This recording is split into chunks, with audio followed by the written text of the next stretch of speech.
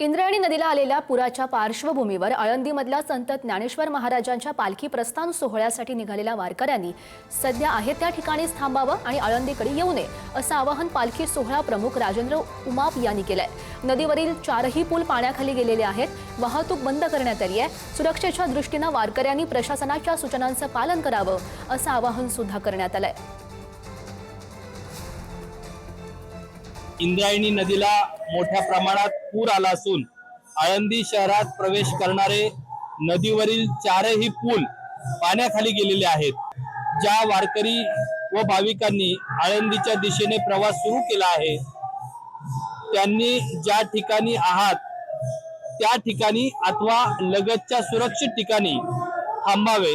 इंद्रायणीला पूर परिस्थिती आलेली आहे आणि इंद्रायणीवरील जे पूल आहेत ज्या मार्गे आपण आळंदीत प्रवेश करू शकतो ते सर्व पूल आता वाहतुकीस आपण बंद केलेले आहेत। स्थानिक आळंदीकर आणि स्थानिक वारकरी आणि धर्मशाळाचे प्रमुख यांना मी विनंती करतो की तिथे जे वारकरी आहेत त्यांना तत्काळ सुरक्षित ठिकाणी आपण हलवलं पाहिजे।